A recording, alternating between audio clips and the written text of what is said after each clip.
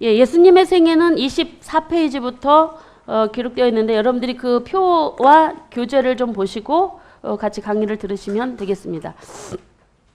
예수님의 생애를 본격적으로 좀 들어가기 전에 잠깐 여러분들에게 드리고 싶은 말씀이 있는데 바로 그 말씀은 구약에서 신약으로 들어가는 가운데에 우리가 좀 기억하고 생각해 봐야 될 것이 있습니다. 여러분들이 말라기서 공부하셨죠? 말라기서에서 하나님의 마음을 아프게 했던 그 질문 기억하시죠? 하나님이 내가 너희를 사랑한다 하였노라 그랬더니 하나님이 우리를 어떻게 사랑하셨습니까? 그 얘기를 할 때마다 가슴이 아픕니다.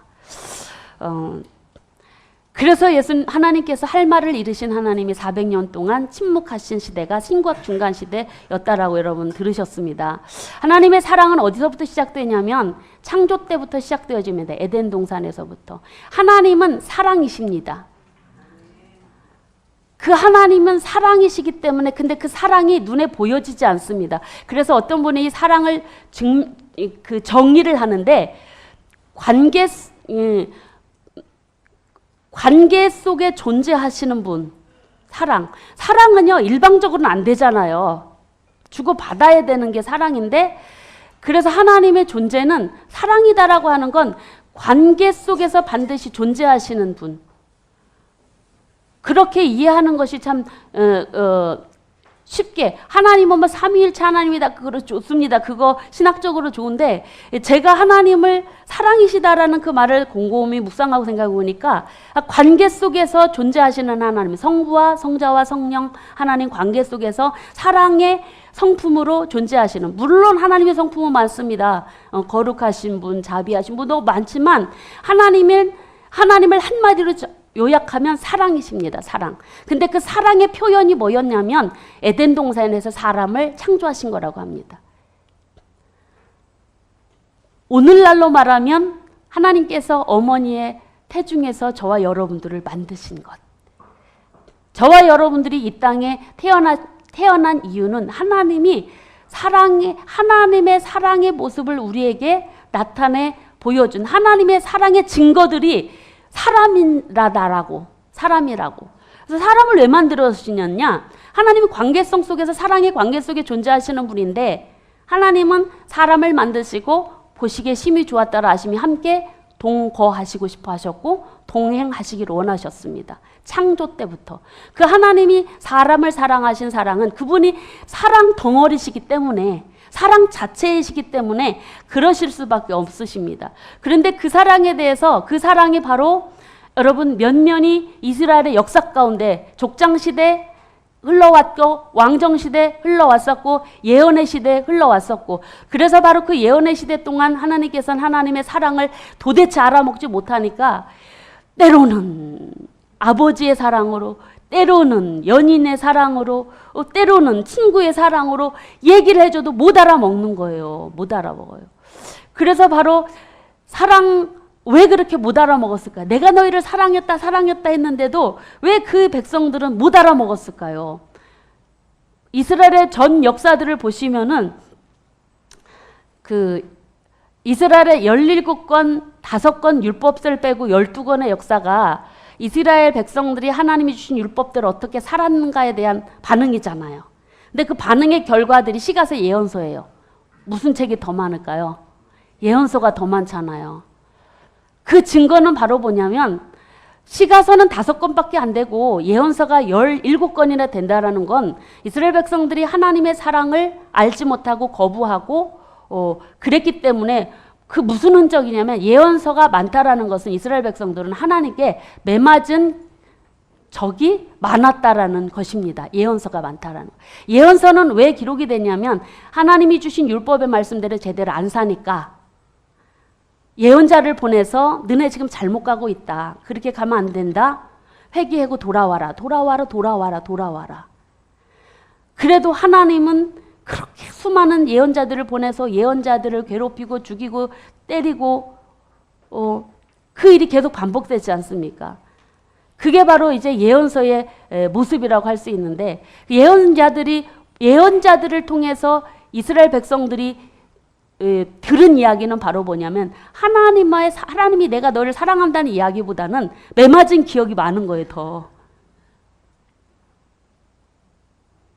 그러니 좋은 얘기는 안 듣고 맨날 그냥 매맞은 기억, 훈련받은 기억만 하니까 하나님이 우리를 사랑했다라고 생각을 못하는 거예요. 근데 물론 그 하나님이 우리를 사랑했다라고 하는 거에 대해서는 기억은 있어요. 근데 아주 조금씩 출애굽할 때 그 기적들 있지만 너무 가물가물한 거예요. 시절이 너무 가다 보니까.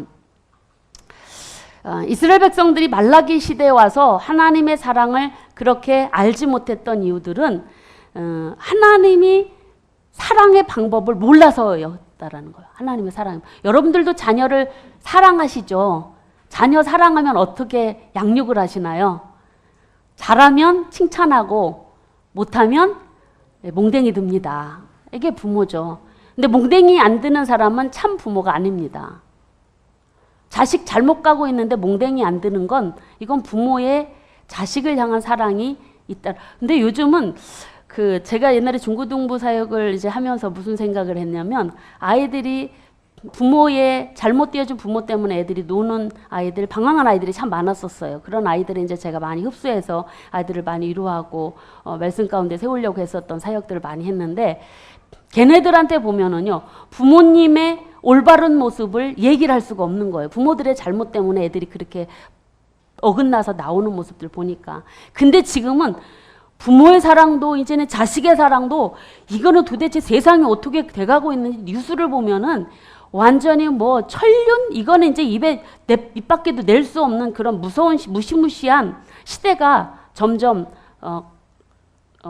돼가는 거예요. 디모데후서에 나와 있는 말세의 징조들 모습 보면은 매정하고 사랑도 없고 아주 부모를 거역하고 하는 이런 모습들이 나타나는 모습을 보면서 참 무서운 세상이 점점 다가오고 있구나. 사람들의 마음에 사랑이 식어지고 이게 부모의 사랑이 식어지면 가정 깨지면 사회는 끝나는 것이라고 보여집니다. 자식이 진짜 효자는 부모의 사랑을 정말 잘 아는 사람. 부모가 나를 사랑해서 때렸다는 걸 이해하는 자식이 진짜 부모의 마음을 아는. 근데 이스라엘 백성들은 그거 몰랐던 것 같습니다. 하나님의 사랑의 방법은 그들이 잘못 갈 때 매를 쳐서 그 매가 뭐였냐면 아까 보셨던 주변에 있는 아람, 애굽, 아수르, 바벨론 그리고 페르시아 이런 나라들을 통해서 대동해서 그들을 통해서 그들을 힘들게 하고 그들을 전쟁을 통해서 또는 때로는 자연재해 기근을 통해서 그들이 어려움을 당하게 하는 거입니다. 돌아오라고 깨달으라고. 그런 하나님의 사랑의 방법을 깨닫지 못했던 그들이었기에 바로 하나님 우리를 어떻게 사랑하셨냐고 그렇게 되물을 수밖에 없었던. 근데 또 다른 식으로 생각을 해보면 인간의 마음속에는 선함이 없기 때문에 하나님의 그 사랑을 알아먹어도 그 사랑을 제대로 마음에 품지 못하는 인간의 존재가 바로 한계가 있는 존재가 인간인 것 같습니다.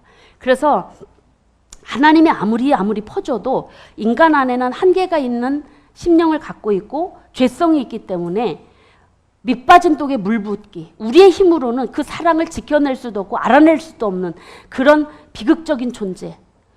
하나님께서 그렇기 때문에 결국 그 하나님 내가 너희를 사랑한다라는 그 증거를 보여주시려고 보내주신 바로 예수님이 오실 수밖에 없었던 하나님이 사람이 되어서 이 땅에 오실 수밖에 없었던 그 이유가 400년의 오랜 침묵을 깨고 하나님이 내가 너희를 이처럼 사랑한다라고 보내주신 사랑의 확증으로 보내주신 그 예수님이 이 땅에 오실 수밖에 없었던 이유는 인간이 죄 때문에 하나님의 사랑을 도통 알아낼 수 없는 그런 존재였다라는 거예요. 인간에게는 선함이 없고 가능성이 없는 존재였다라는 거예요.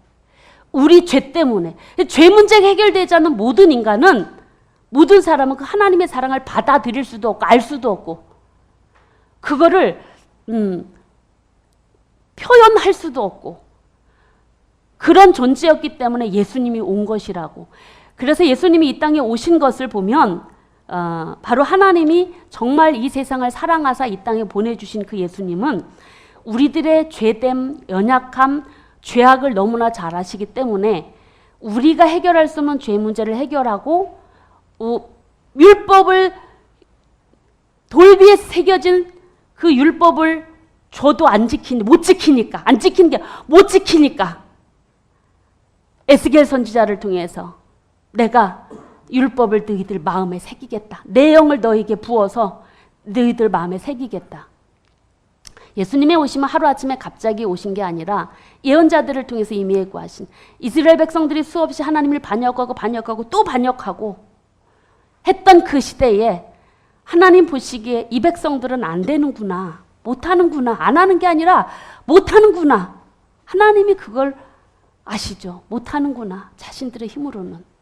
그래서 에스겔 선지자를 통해서 내가 내 신을 너희에게 보내고 내 말을 너희의 심령에 내가 새겨서 영원히 지워지지 않게 해주시겠다라는 그 예언의 말씀대로 오신 분이 예수님이십니다. 그 예수님의 오심을 통해서 그 에스겔의 예언이 이루어졌고, 성령님, 예수님께서 오셔서 우리 죄 문제 해결하시고 성령님 보내주셔서 그 성령 받은 사람들은 바로 하나님의 말씀을 마음에 새기고 영원히 주님을 떠나지 않고 영원히 동행동거하는 그런 은혜가 예수님께서 오심으로 이루어지지 않았습니까? 그래서 예수님이 이 땅에 오심의 그 이유와 그 목적은요, 하나님이 보시기에 우리를 보시는 모습은 불쌍한 거죠. 우리의 힘으로는 안 되니까. 아무리 얘기를 해도 선지자를 몇십 명씩 보내도 안 되니까 못하는구나, 이것들은. 안 되는구나. 그래서 보내야 되는구나, 아들을. 그래서 예수님이 이 땅에 오신 것입니다. 그 예수님의 이 땅에 오심은 바로 하나님이 사랑이 세상에 다시 우리에게 나타내 보여주신 것이고, 십자가의 죽으심은 예수님의 사랑이 확증되어진 사건이 십자가의 죽으심인 줄로 우리에게 예수님의 생애 또는 이 사복음서는 우리에게 말씀해 주시고 있습니다. 그래서 이 신약 성경은 특별히 구약 창조 때부터 하나님의 마음에 절절하게 흘렀던 그 사랑의 결정체로 주어진 게 이 신약 성경이라고 할 수가 있고, 그 중에서도 사복음서 안에 들어있는 예수님의 생애라고 할 수가 있습니다. 그러면 이 하나님이 우리 인간을 사랑하는 그 사랑은, 제가 앞에서도 말씀드렸듯이 하나님의 사랑은, 구약에서 이야기하고 있는 사랑은 우리가 지금 알고 있는 하나님의 사랑을 이야기할 때 아가페, 신적인 사랑, 무조건적인 사랑만 이야기하지 않고, 이 아하브라고 하는 이 구약에서의 사랑은 인간적인 사랑, 친구 간의 사랑, 그리고 연인 간의 사랑, 모든 사랑이 다 포함되어진, 우정 간의 사랑, 모성애적인 사랑, 모든 사랑이 다 포함되어진 통전적인 사랑이라고 말씀드렸습니다. 그러니까 하나님의 사랑은, 하나님이, 여러분들이 구약 성경을 읽으시면서 하나님의 마음을 알면 하나님의 사랑이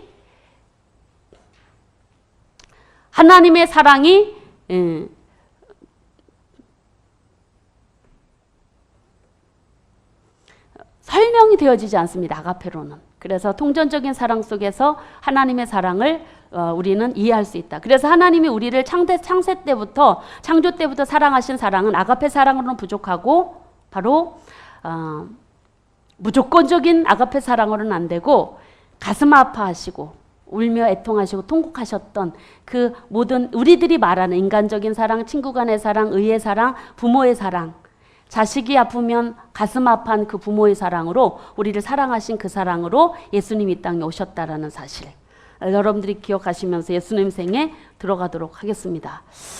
예수님의 생애는 앞에서 여러분들에게 살펴드렸듯이 이 설명드린 것을 좀 더 자세하게 이제 들어가도록 하겠습니다. 예수님의 생애는 이렇게 마인드맵으로도 이렇게 보여줄 수가 있습니다. 그래서 마인드맵으로 이렇게 볼 수 있는 것들은, 예수님의 생애를 그냥 간단하게 보시면 공생애 전과 이제 공생애에서 준비 1, 2, 3년으로 그렇게 나누어져 볼 수가 있습니다. 그래서 공생애 전에는 탄생, 피난, 소년, 그리고 공생애 안에는 준비기간 1년, 2년, 3년인데 준비기간에는 예수님의 사역이 유대 지역, 주로 갈릴리 지역이고요. 그리고 이 1년과 2년에는 주로 시작이 예루살렘 사역이라고 말씀을 드렸고, 그리고 3년 차는 예루살렘이 아니라 갈릴리 사역부터 시작하셨다라는 말씀들 드렸고, 예수님의 생애 중에 부활은 바로 예루살렘 사역과 갈릴리 사역으로 이렇게 요약되어져서 이렇게 마인드맵으로도 설명되어질 수가 있습니다. 전체복 예수님의 생애를 좀 보시면서 여러분들이 좀 보시면, 공생애 전, 공생애 부활로 세 부분으로 크게 보기로 나눠볼 수가 있습니다. 공생애 전은 여러분들이 너무나 잘 아시죠. 탄생, 그리고 피난, 소년기. 예수님께서 베들레헴에서 탄생하시고 애굽으로 피난 가시고 그리고 나사렛으로 옮겨가셔서 사셨던 기록들. 그리고 공생애에 보면은 준비 1, 2, 3년으로 이렇게 나눠지는데 이 부분을 좀 더 자세하게 좀 살펴보도록 하겠습니다. 이 공생애 전에는 여러분들이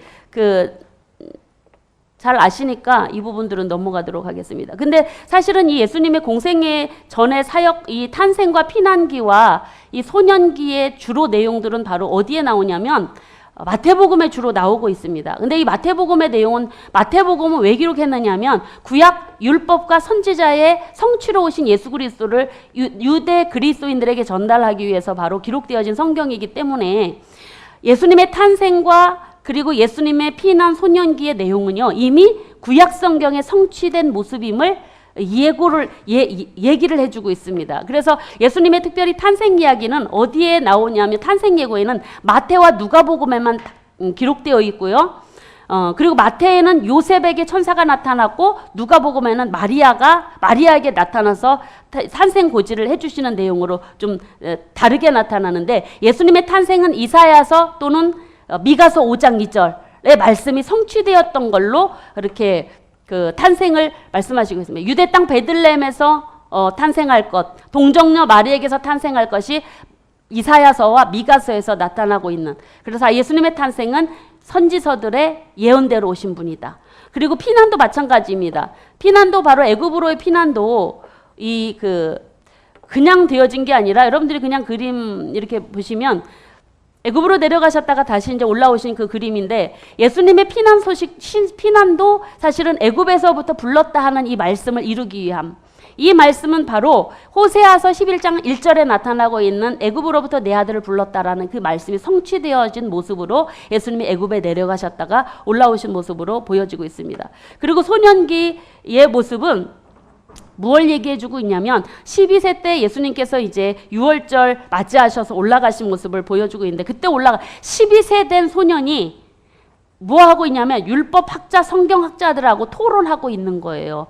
이런 모습을 통해서 바로 무엇을 보여주고 있냐면 예수님은 본인이 어릴 때부터 그리스도됨을 알고 있었을 것이다라고 볼 수 있는 부분들이라고 할 수가 있습니다. 그래서 이 고백을 통해서 볼 수가 있어요. 어찌하여 나를 찾으셨나이까? 내가 내 아버지 집에 있어야 될 줄을 알지 못하였나이까? 자기 육신의 부모인 마리아와 요셉에게 한 고백이죠. 그래서 예수님의 소년기 이야기는요, 다른 성경에는 없고 누가복음에만 있고, 그리고 예수님의 피난 이야기는 마태복음에만 기록되고 있습니다. 요한복음은 거의 탄생과 피난과 소년기는 마가복음과 요한복음에는 기록이 없는 걸로 보여지고 있습니다. 그러고 나서 이제 공생애에 좀 들어가시면, 공생애 준비를 들어가시면은, 이 공생애 준비에 들어가시면은 유대 지역과 공생애 준비가 갈릴리 지역에서 그렇게 준비하시는 모습으로 나타나고 있습니다. 이 그림을 좀 보시면은,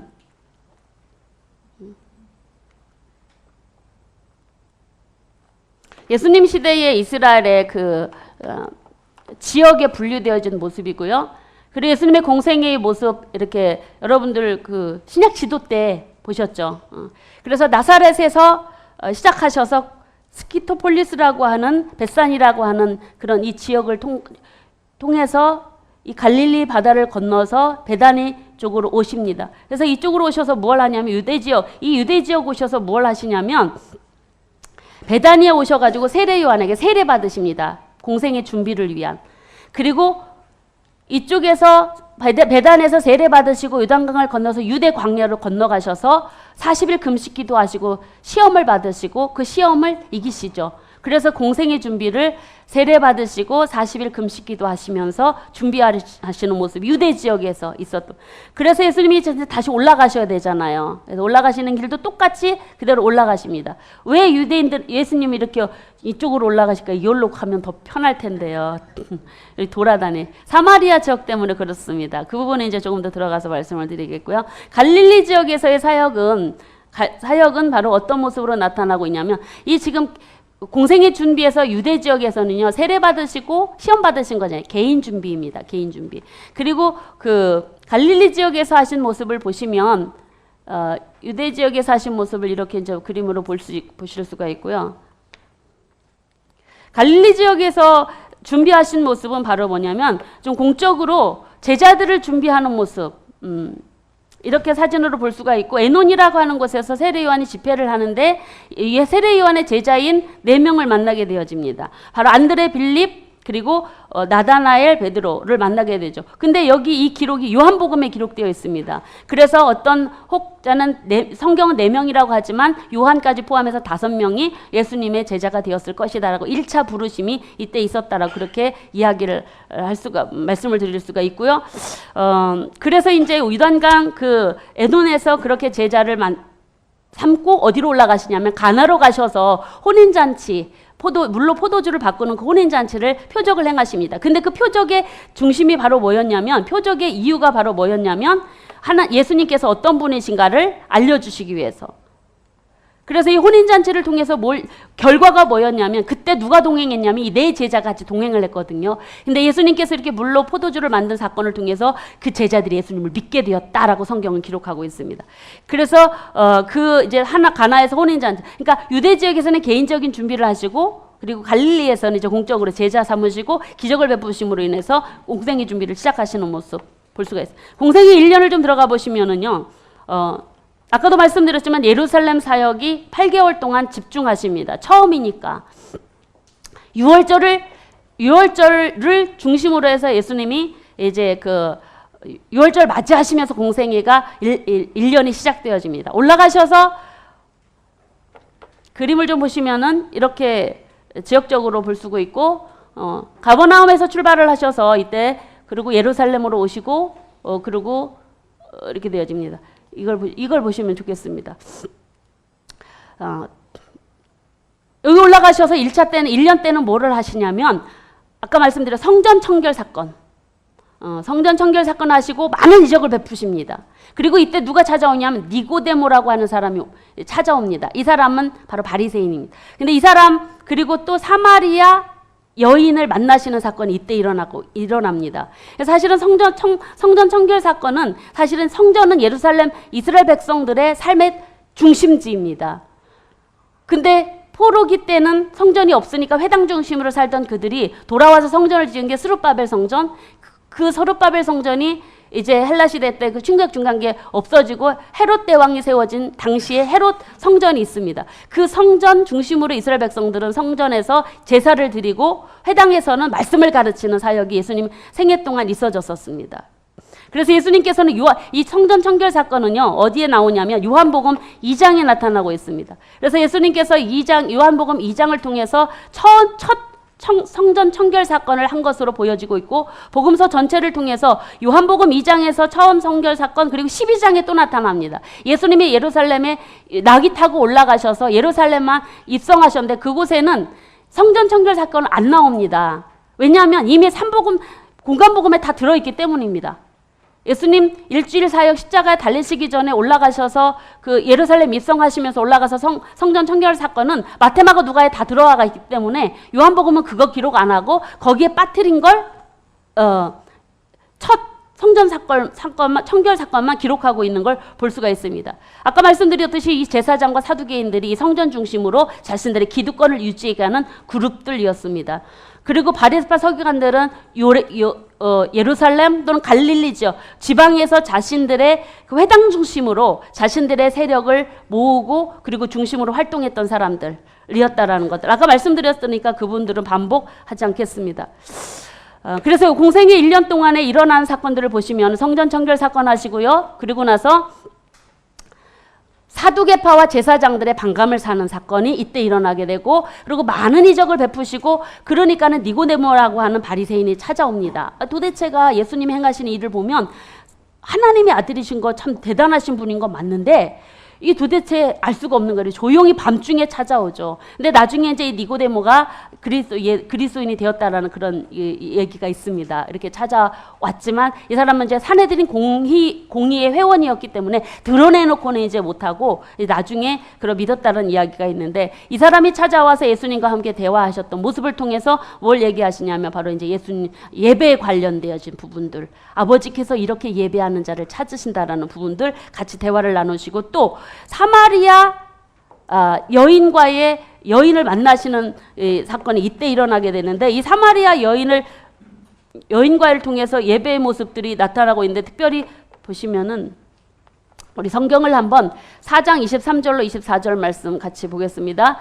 아버지께 참되게 예배하는 자들은 영과 진리로 예배할 때가 오나니 곧 이때라. 아버지께서는 자기에게 이렇게 예배하는 자들을 찾으시느니라. 하나님은 영이시니 예배하는 자가 영과 진리로 예배할지니라. 네, 말씀 정정합니다. 니고데모는 무슨 얘기를 대화하느냐면 거듭남에 대해서 대화를 나눴습니다. 그리고 예수님께서는 사마리아 여인과 바로 대화를 나누면서 예배에 관련되어진 부분들을 대화를 나누신 모습들.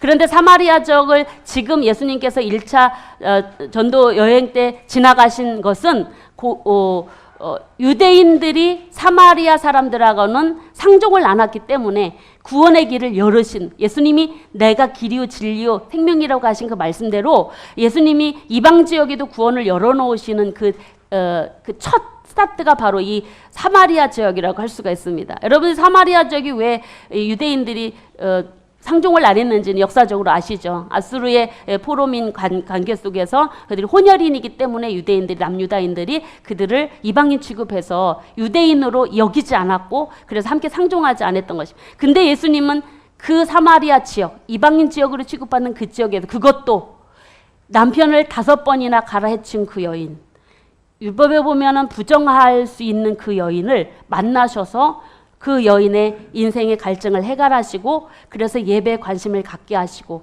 그래서 그로 하여금 구원의 길을 열어주시는 그런 은혜들이 이 사마리아 여인과의 만나심을 통해서 나타나고 있는 걸 볼 수가 있습니다. 1차 예루살렘 사역에서 나타나고 있는 모습들. 갈릴리 사역은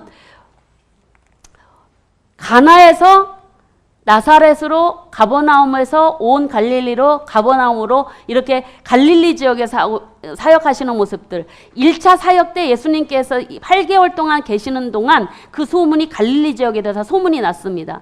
근데 예수님께서 그 1차 사역을 하시고 나사렛을 가셨는데 배척을 당하신 것입니다.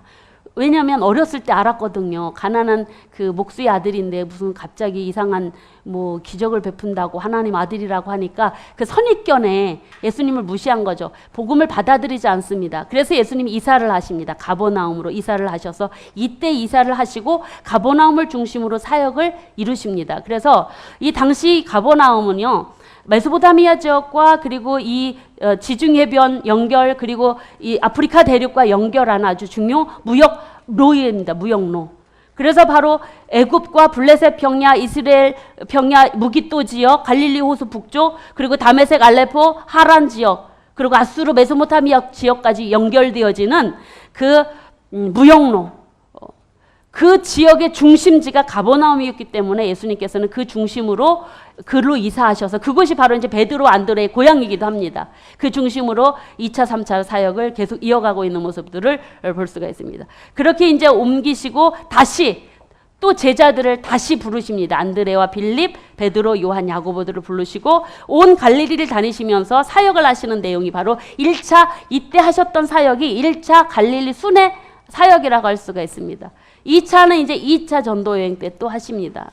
그래서 이제 이 공생애 사역은 이렇게 보시면 되고 갈릴리 사역이 이제 가버나움 내일까지 부르시는 사역으로 그래 나타나고 있고 2차 공생애 2년 차를 들어가 보시면은 2년 차는 2년 차 동안 2년 차에서도 또 큰 사건이 일어납니다. 1년 차에서 가장 중요한 사건이 바로 뭐였냐면 성전 청결 사건.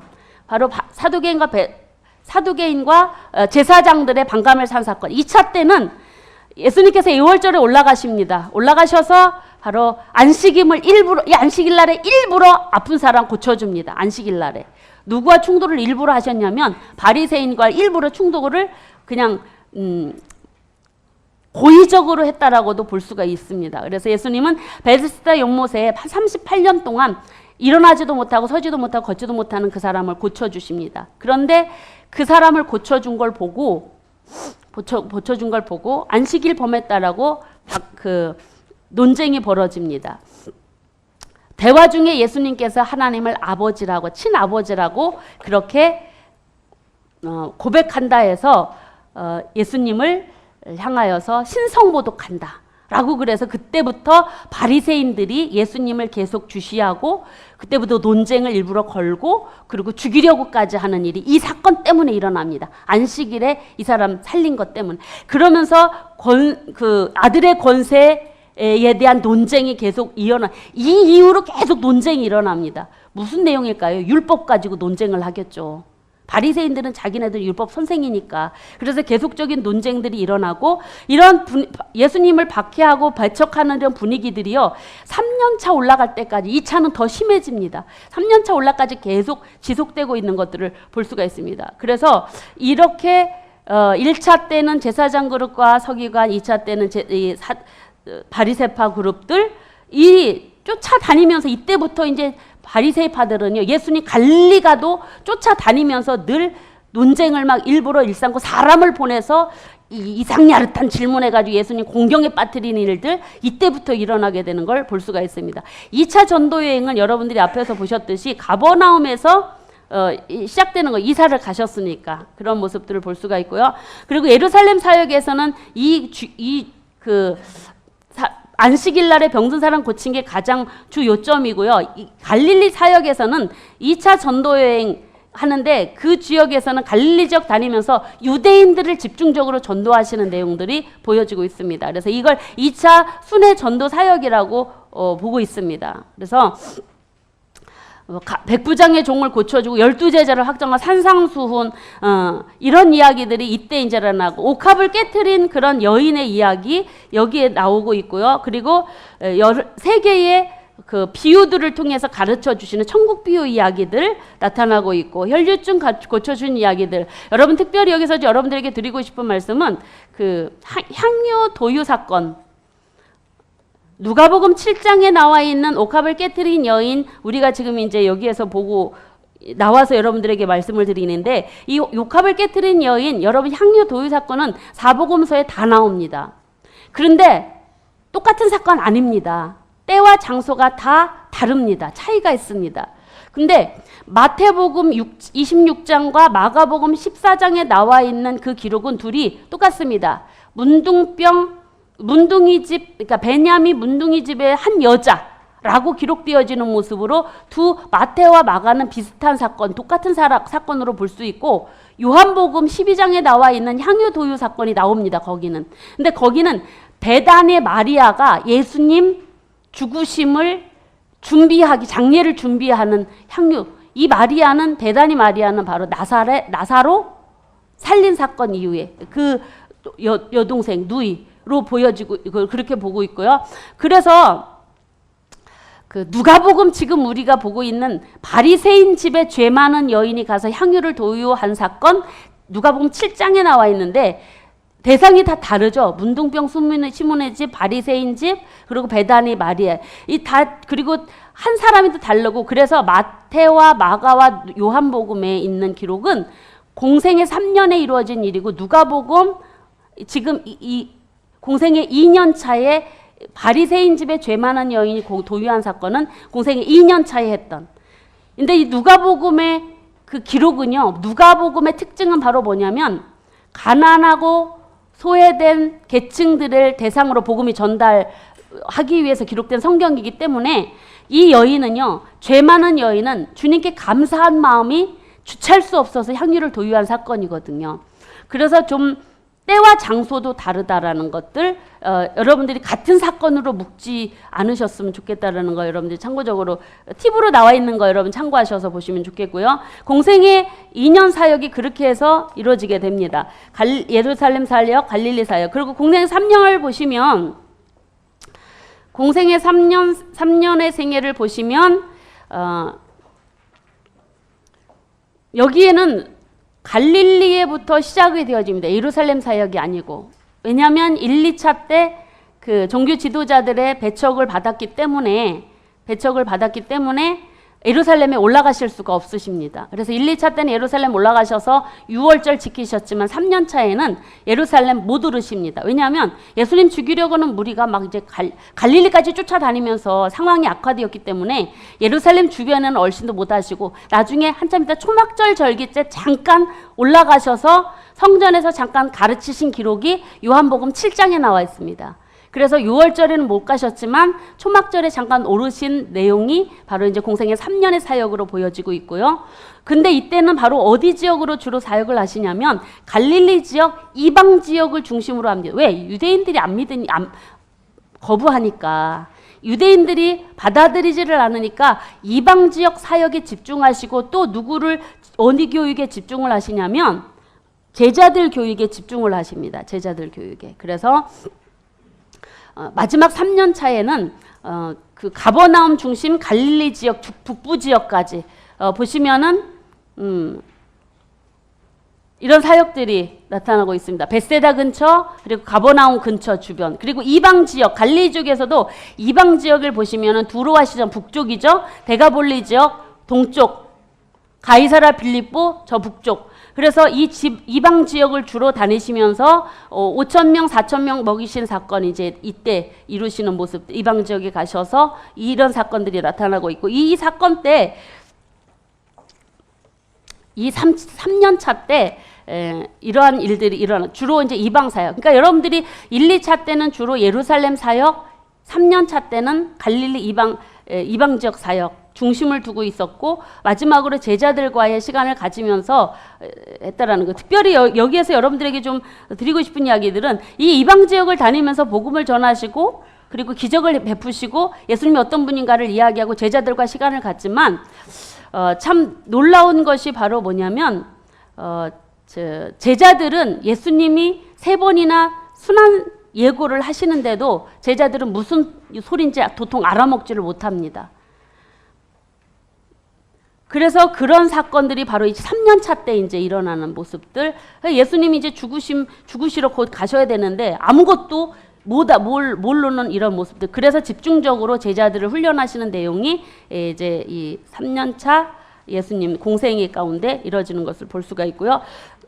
그러면서 이제 유대 베레아 지역, 마지막으로 베레아 지역에 내려오셔서 사마리아 지역에 70명을 제자로 파송하시고, 그러면서 초막절 올라가셔서 잠깐 예루살렘 성전에 들어가서 가르치시고, 그러고 나서 이제 그 주변에 베레아 지역, 사마리아 지역과 요단강 동편에 있는 이방 베레아 지역, 그 지역 중심으로 해서 복음을 전하는 모습들 마지막 사역으로 그렇게 나타나고 있습니다. 그런데 이 베레아 지역 중에서 특별히 이 요단 서편에 있는 유다 베레아 지역도 있고 동편도 있는데, 서편에 죽은 나사로 살린 사건이 이때 일어나게 되는데, 이 사건 때문에 합체를 합니다. 사두개파 부류와 바리새파 부류가 합체를 해서 예수님 죽이기로 모의를 하죠. 본격적으로. 왜냐하면 죽은 나사로를 살리니까 많은 유대인들이 믿었거든요. 저거 위험인물이다. 이래서 이제 죽이려고 하는 모의하는 일들이 이때 일어나고 있는 것들을 볼 수가 있습니다. 그러면서 예수님께서는 이제 3년차 마지막 예루살렘 사역에서 이 극렬한 상황을 아시고도 십자가 지시기 위해서 예루살렘 올라가십니다. 예수님 보이게만 하면 죽이려고, 잡아 죽이려고 하는 그 아주 으르렁대는 이리 때, 늑대 때가 있는 그곳을 예수님은 그냥 가시죠. 왜? 사역을 이루셔야 되니까. 그래서 이제 올라가셔서 예루살렘에 입성하셔서 두 번째 성전 정화하시는 일, 예루살렘 사역 중에 있게 되어집니다. 그래서 나귀 타고 예루살렘 입성하시고 두 번째 성전 숙전 사건이 일어나게 되는 모습들. 그러면서 계속적으로 종교 지도를 쫓아다니면서 질문 공세를 마지막까지 펼치고 감람산에서 제자들을 가르치시고 6월절 만찬 하시면서 제자들과 마지막 하시고 불의한 빌라도의 재판을 통해서 십자가에서 죽으시고 바로 죽으시는 그 모습들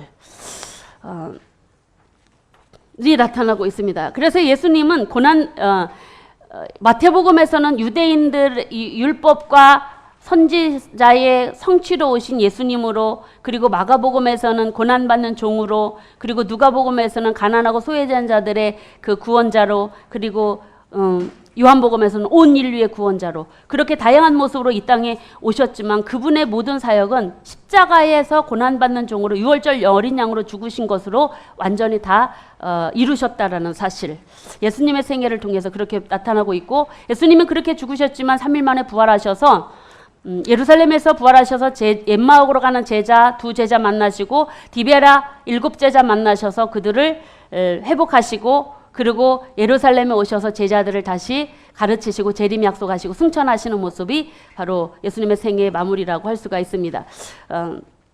근데 예수님의 부활의 소식을 사람들은 이야기를 들어도 제자들은 믿지 않는 모습들 이 안타까운 모습으로 기록되고 있고, 비로소 바로 예수님께서는 그래서 이제 제자들을 회복하시는 모습이 이제 요한복음 우리가 이제 마지막 공부할 때 좀 보실 텐데, 베드로와의 제자를 7제자를 찾아가셔서 베드로와의 제자를 통해서 그들의 대화를 통해서 그에게 새로운 사명, 그를 회복시키고 사명을 주시는 모습을 통해서 그들이 완전히 하나님의 다시는 이제 배반하지 못하는 그런 모습으로 세워지는 그런 모습들, 예수님 마지막 갈릴리 사역을 통해서 그렇게 주어지고 있습니다. 그래서 부활은 부활하시고 갈릴리 가셔서 제자들 회복하시고 예루살렘 오셔서 부활 승천하시는 모습 당부하시고 부활 승천하시는 모습으로 마무리할 수가 있습니다.